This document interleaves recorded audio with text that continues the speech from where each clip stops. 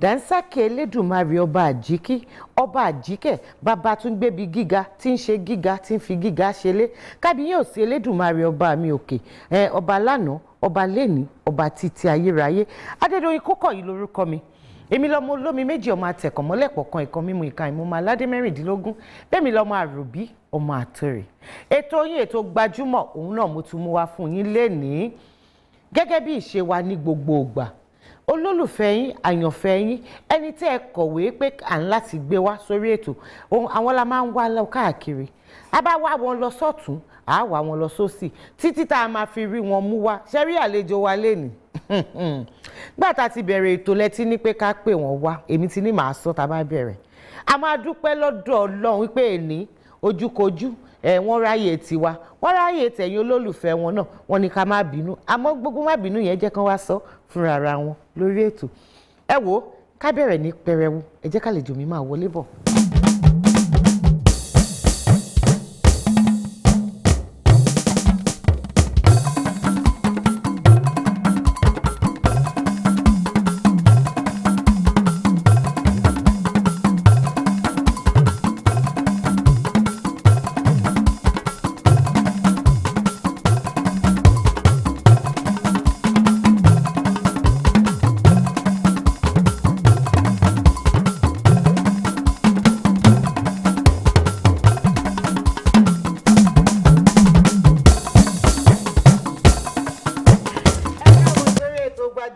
Ẹ máa ṣe wọn. Ẹ kú ọjọ́ mẹ́ta. Àwọn màá ní. Káti ẹ̀ tó bẹ̀rẹ̀ nǹkan kankan. Kí ni ìdí tó jẹ́ pé àti pè yín látọdún yìí ẹ jẹ́ wa ní o? Àfikẹ́ má bínú. Gbogbo ìgbà tí kíni yẹn ń bọ́ sí àwọn nǹkan kan míì wà tó ń dì mí lọ́wọ́ ni. Mo bẹ̀ yín ẹ torí Ọlọ́run. Àbínú ẹnu ò yájú sí yín tó bẹ́ẹ̀. A nífẹ̀ẹ́ yín àwọn olólùfẹ́ yín náà wọ́n ń wò yín lọ́wọ́ nílé báyìí. Mo fẹ́ kẹ́ ẹ kí wọn kẹ̀dẹ̀ dárúkọ yín fún wọn. Orúkọ mi ni Kayode Akindina. Mo wá ń kí gbogbo ẹ̀yin olólùfẹ́ wa pé ẹ kú gbogbo ìgbà torí gbogbo ìgbà ẹ kì í fi wá sílẹ̀ àdúrà yín dẹ̀ ń gbà lágbára Ọlọ́run ilé àtọ̀nà tí inú ò ní dàrú ètò náà wà ní bàjẹ́ láéláé. Àmín. Bàbá wa Kayode báwo ni kékeré yín báwo ló ṣe lọ? Bó ṣe lọ agboolé Àgbọ̀ngbọ̀n láti bí mi. Agboolé Àgbọ̀ngbọ̀n yẹn wà ní ìlú Ìtòkò. Ìtòkò yẹn wà ní Abẹ́òkúta. Abẹ́òkúta wà ní ìpínlẹ̀ Ògùn.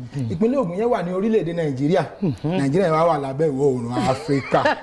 So agboolé Àgbọ̀ngbọ̀n yẹn ni mo ti ṣe kékeré. Mo wá lọ sí ilé ìwé alákọ̀ọ́bẹ̀rẹ̀ tí ó wà ní First Evangelist African Church School ní Ìtòkò ńbẹ̀. Lẹ́yìn ìgbà yẹn mo lọ sí Ṣàjẹ́ High School. Lẹ́yìn ìgbà yẹn agbára àwọn òbí mi ò gbé mọ́. Ṣùgbọ́n nígbà táwa ti wá ń dàgbà díẹ̀díẹ̀ tá a ti bẹ̀rẹ̀ sí àtúwá rí pé a nílò láti fi kún ẹ̀kọ́ àti wàá gbá wọn gbèsè díẹ̀ tá a tún gbé lẹ́yìn. Bàbá Kayode ìrìn àjò tíátà báwo ló ṣe bẹ̀rẹ̀ fún yín? Látìgbà tí mo ti wà ní iléèwé gíga ni mo ti bẹ̀rẹ̀. Ọ̀gá mi gangan ni Kọ́lá Majek wọ́n ti kún sí òun ni mo ti nífẹ̀ẹ́ eré yẹn. Ìyẹn gan pẹ̀lú tí ò jẹ́ yẹ kí n ráyè kàwé ju bó ṣe yẹ kí mi gan kà lọ nígbà yẹn. Bí mo yẹ jáde ìwé mẹ́wàá yẹn báyìí láti skúlù ni mo ti máa ń tábà ti wà ní break máa gbé ìwé lẹ́mọ̀ ń bá tíátà lórí ẹ̀díjọ́ kejì tí n bá nínú tí mo fẹ́ kọ ọ̀rẹ́ mi kan Tájù ló máa bá mi kọ́. So nígbà tí mo fẹ́ wo jẹ́ kí n go face kínní mo kàn sá kúrò ní tèmi ni ọmọ bí iṣẹ́ wá dẹ̀ ṣe rí ńgbà yẹn àwọn òbí ò kì í fẹ́ kéèyàn ṣe torí ó ti pẹ́ díẹ̀ ó ti lé lọ́gbọ̀ọ́dún ọ̀rọ̀ tí mo sọ yìí. Tẹ́ ẹ ti bẹ̀rẹ̀ iṣẹ́ yìí. Ó ti lé dáadáa. Abẹ́ ọ̀gá wo yàtọ̀ sí Majek tẹ́ ẹ dárúkọ yín ṣé ẹlòmíì wà tí wọ́n tún kọ́ yín ní iṣẹ́ yìí tẹ́ ẹ fi mọ̀ tó bẹ ṣe mọ̀ yìí? Ọ̀dọ̀ wọn gangan ni mo ti kọ́ iṣẹ́ tíátà ṣùgbọ́n. Ọdún mélòó lẹ lò pẹ̀lú wọn?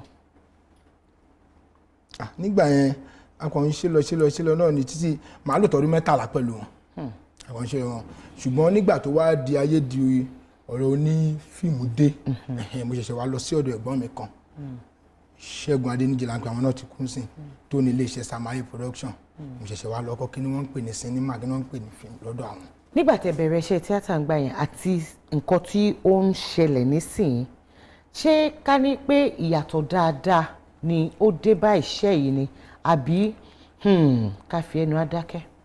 Ní tèmi o ìyàtọ̀ dáadáa ló dé bá.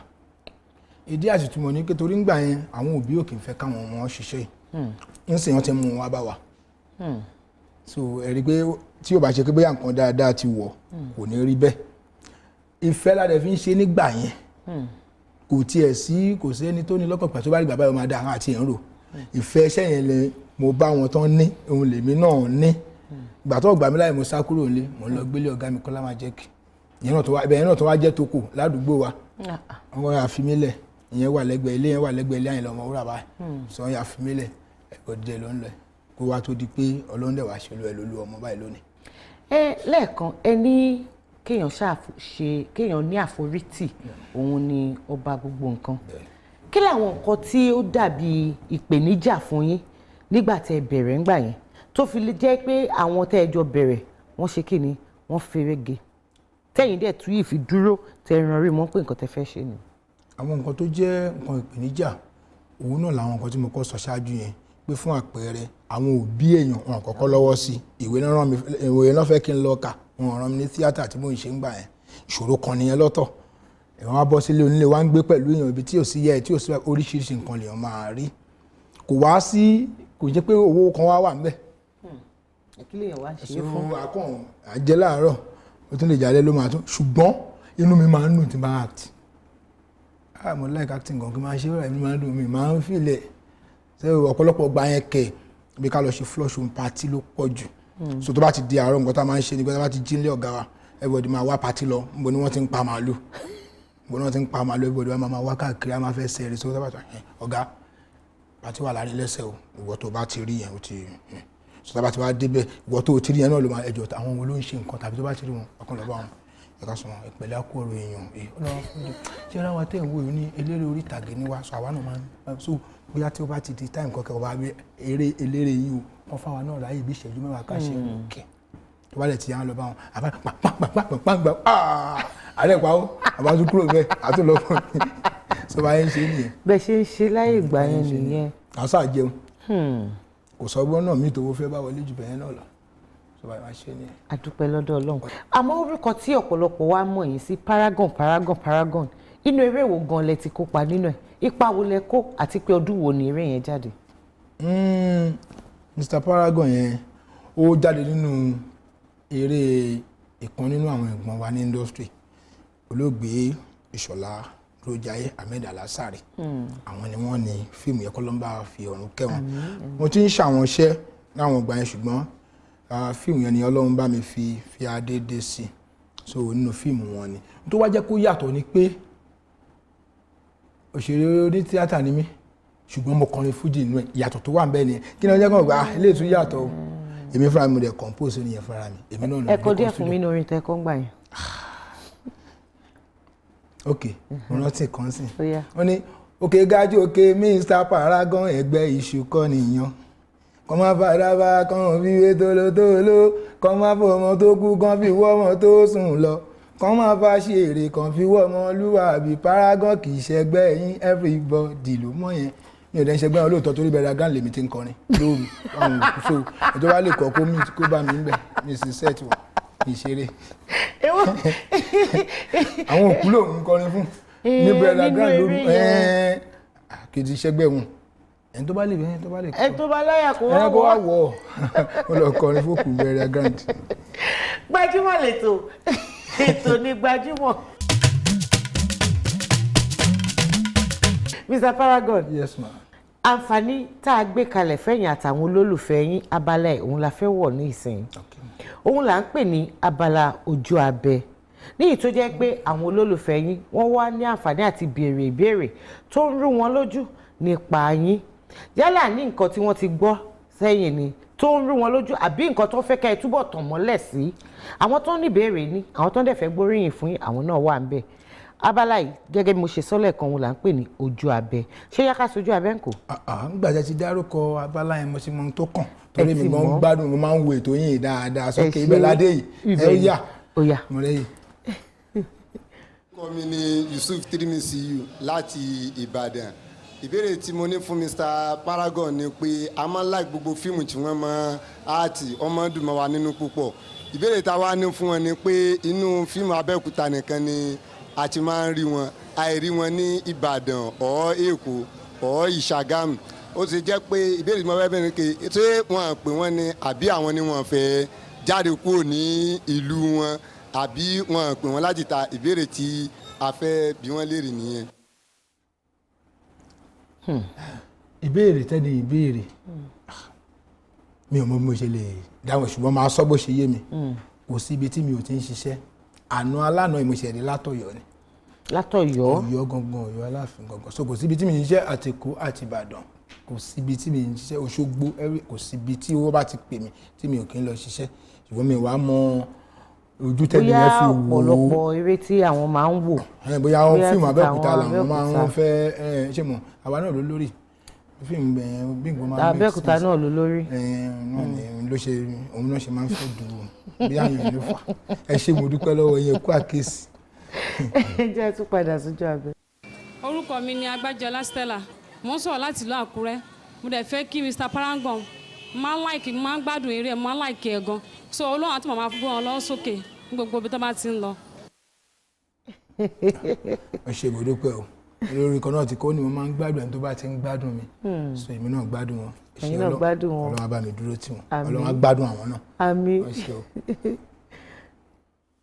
orúkọ mi ni Honorable Bọ̀sùn Ọ̀yálọ́wọ̀ Kampala lèmíntà ní Abẹ́òkúta ní under Abẹ́òkúta South Local Government nípa Mr. Paragon lára àwọn fans ẹ̀ lèmi pẹ̀lú àwọn ẹgbẹ́ mi nítòkù ń bí báyìí but àwọn kọ́kọ́ ní mú kan fẹ́ béèrè lọ́wọ́ wọn tó ń jẹ́ bí kàyéfì fún irú àwa báyìí táwọn wò wọ́n bí role model pé kí náà rí nínú cream tó ń lò ṣé ó ní reason tó fi ń lo cream ni àbí tí wọ́n bá ti di stars bẹ́ẹ̀ yẹn ó di dandan kó máa lo bleaching cream but irú àwa tá a jẹ́ fans ẹ̀ ó ń discuss wa bóyá wọ́n dẹ̀ lè sọ reason tó fi ń lò fún wa bóyá káwa mọ̀ but tí ó bá sí any reason màá bẹ̀ wọ́n kán lè stop ẹ̀ kó lè encourage irú àwa tá a jẹ́ fans wọn láti máa sọ̀rọ̀ dáadáa nípa wọn. àdúpẹ́ lọ́dọ̀ Ọlọ́run ẹ̀dùkú ìbéèrè yẹn lágbára bí ẹ ṣe rí mi ń sìn ṣé mo lo bleaching cream ṣùgbọ́n tẹ́ni yẹn sọ ó máa ní nítorí àwọn ọ̀tàn mi kan wà tí mi fúnra mi bá fẹ́ ṣe fíìmù irú ìgbà tí mo fẹ́ ṣe àṣà àtòkò káràkítà ọmọ ọ̀tá ni mo ń láti bóra mo ń láti máa fi kíní sẹ́jọba ìkẹ́tẹ̀ lè kún ilé meet up tí mo fẹ́ ṣe ó wá lè jẹ́ táìmù yẹn lẹ́nu yẹn rí mi síbẹ̀ mi ní sí mi ò lo cream so iṣẹ́ mi ló máa ń iṣẹ́ mi káràkítà tí mo bá fẹ́ ṣe especially fíìmù mi ló máa ń mo lè fẹ́ ṣe mí sìn kò tún jẹ́ pé irú nǹkan bẹ́ẹ̀ yẹn káràkítà tí mo bá fẹ́ ṣe tó bá pé ti rúkọ́ àpẹ́ kódà kí n bó kó funfun gan máa ṣe fún táìmù yẹn tó bá lè ṣe tán láàrin oṣù mẹ́ta máa tún padà sáyé so nǹkan tó máa fà á nìyẹn torí mi mọ̀ gbà tẹ́niyẹn rí mi ṣùgbọ́n ẹnìyẹn ó máa rí sọ. wọ́n á ní ìdí tí wọ́n fi béèrè bẹ́ẹ̀. ó tiẹ̀ wá tí ò bá rí tẹ́niyẹn ò bá rí mi tí wọ́n bá rí mi wọn ò ní béèrè bẹ́ẹ̀ ṣùgbọ́n ó wá lè jẹ́ táìmù tó yẹ pé mo ṣe ṣiṣẹ́ kan àti mo fẹ́ ṣe iṣẹ́ yẹn tó nídìí nǹkan yẹn mo lè má lè ṣe ní fíìmù ìfọ̀ tó bá jẹ́ pé fíìmù mi kódà tó bá nídìí kí n ṣe àwọn kankan mo máa ń ṣe láti lè jẹ́ pé kí n meet up character tí mo fẹ́ ṣe yẹn gangan lè ó jọ gangan. gbogbo ẹ̀yin olólùfẹ́ Mr. Paragon bàbá wa Káyọ̀dé ṣé wáyé ní àwọn ìbéèrè míì tẹ́ fẹ́ bí wọ́n àǹfààní yẹn ó ti wà báyìí nọ́mbà kan hàn lọ́wọ́lọ́wọ́ yẹn ní ojú amóhùnmáwòrán yín àwọn ìbéèrè tẹ́ ẹ bá ní kò bá jẹ́ ẹyẹ kan kò bá jẹ́ ọgbọ̀n ẹ fi ránṣẹ́ tó bá dẹ̀ jẹ́ pé lórí Facebook náà ni a wà ń bẹ̀ orí Twitter Instagram àti YouTube GbajumoTV ó wà ApreelTv Plus ẹ bá wa pàdé ń bẹ̀ lágbára lọ́wọ́ Ọlọ́run gbogbo nǹkan tẹ́ bá fẹ́ béèrè pátápátá nígbà míì tá a bá tún gbé wọn wá sórí ètò gbogbo ẹ̀ ni wọ́n á dá yín lóhùn àbí bẹ́ẹ̀ kọ́. bẹ́ẹ̀ni. Gbajúmọ̀ lètò ètò ní Gbajúmọ̀. orúkọ mi ni Mercy Ebosele Gbajúmọ̀ lètò ètò ní Gbajúmọ̀ ẹ má yí kúrò òun ni kẹ́ máa wò. abala tèmi àti yín wọ̀ nísìnyí òun ni à ń pè ní abala ṣó láyà ní ìtó jẹ́ pé a fi ń dára wa lẹ́kọ̀ọ́ kí ló dé tẹ́ wọlé ṣùgbọ́n yẹn lẹ́kọ̀ọ́ ẹ mọ̀ ń pa ẹ̀ ó yẹ sọ fún mi báwo labala yẹn ṣe lọ. ṣé bóun ni máa ní kéèyàn mú mẹ́ta ẹ wá máa béèrè àwọn ìbéèrè lọ́wọ́ ẹ mo láyé ẹ sáré pòun náà lápá mi so mọ́. ó ti dà. èmi Káyọ̀dé. ẹ̀yin Káyọ̀dé. Samson lórúkọ sami mi. alágbára. ẹ ti rí ẹ ti rí tí màá bá bọ̀ mẹ́ẹ̀ ó kéré ju 2/3. ó yẹ kẹ́ Samson alágbára ó yẹ kẹ́ ẹ gba mẹ́tẹ̀ẹ̀ta. ẹ̀yin jẹ́ ká wo ògùn sí tọ́lọ́run lè ṣe ọlọ́run á bá mi mú ọlọ́run á bá mi mú ọlọ́run á bá mi mú. gẹ́gẹ́ bẹ́ẹ̀ yìí náà ṣe sọ ìbéèrè mẹ́ta òun lẹ ní àǹfààní àti mú ó yá ẹ bá mú mẹ́ta àmì ení ó di méjì ẹ mọ̀ tu kó má jẹ́ pé méjì mọ́ nípa kó. ẹyọ kan náà ni ẹ ṣe ó di mẹ́ta ẹ fẹ́ gbàdúrà ká tó bẹ̀rẹ̀. iná òwe ní ìdí n ti fi tọ́lọ́run síwájú. bẹ́ẹ̀ ni ìbéèrè kẹjọ tó jẹ́ àkọ́kọ́ ẹnu ni ìfá wà ẹnu la fi ń tọrọ ire ìlú wo ni ìlú Yorùbá wo ni a fi ojoojúmọ́ sọ pé òun ò ní yáwọ́ ikú ìlú Yorùbá kan ojoojúmọ́ báyìí ló máa ń sọ pé òun ò ní yáwọ́ ikú a máa ní má gbẹ̀yìn ló máa ń dún tí wọ́n bá ti ń lù ú. mi ò ní yáwọ́ ikú ìlú àwọn olóògbò ni àgbálédì. bẹ́ẹ̀ ni àgbálédì ni mo gbà ẹ gbà wọn nù. a ní má gbẹ̀yìn làgbálédì ń dún.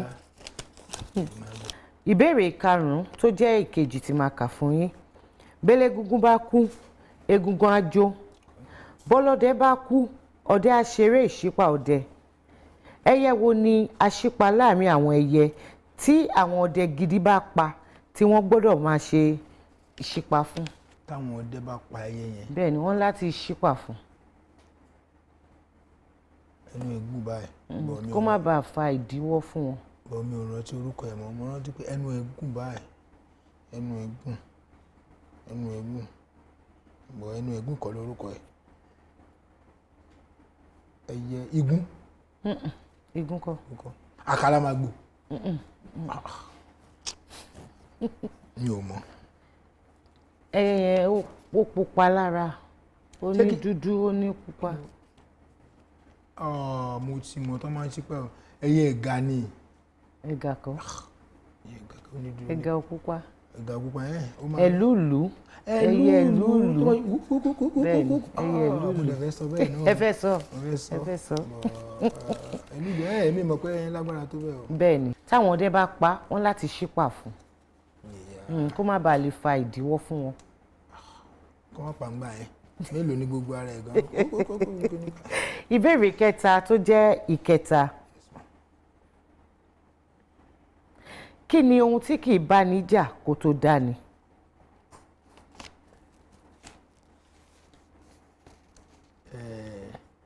ààrẹ fún ni tẹ́lẹ̀ ní kí ni wọ́n ní nǹkan tó bá sọ fún yàn tẹ́lẹ̀ náà ní kò ń bá yàn jà kó tó fún ni.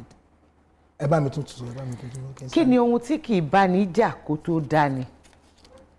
kì í bá ní jà kó tó dáyàn mọ́lẹ̀ kò ń bá yàn jà àìsàn ni. kò ní sọ fún yàn wọn lè ní dáhùn lóye máa tó dáhùn igbó àbí. igbó kọ́. àbí ebi. agara. agara bẹ́ẹ̀ ni agara ni.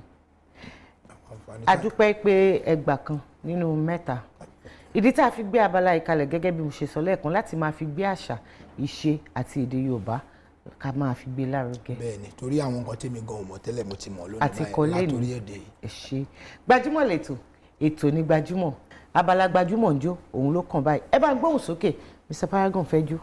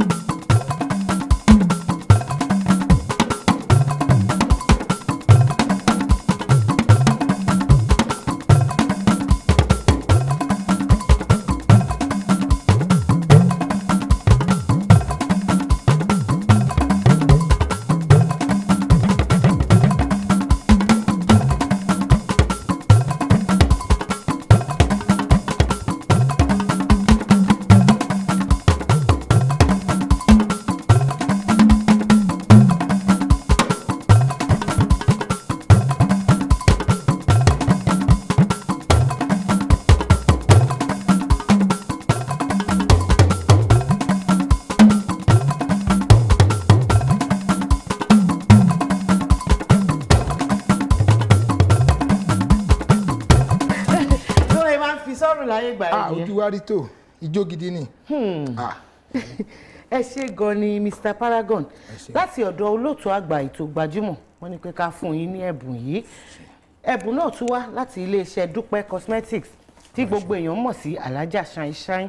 wọ́n ní àwọn máa ń gbádùn yín ní gbogbo àwọn eré tẹ́ máa ń kópa nínú ẹ dúpẹ́ lọ́wọ́ wọn. mo dúpẹ́ lọ́wọ́ alájà Dúpẹ́ àti àwọn olóòtú ètò gbajúmọ̀ ẹ ṣé gan ẹ kú gbogbo ẹ kú àpọ́nlé ọlọ́wádó tì yín iléeṣẹ́ yín ò wá nílọlẹ̀ láéláé òkè lẹ́wà ó ẹ̀ ní jábọ̀ láéláé ẹ ṣé gan. àmín.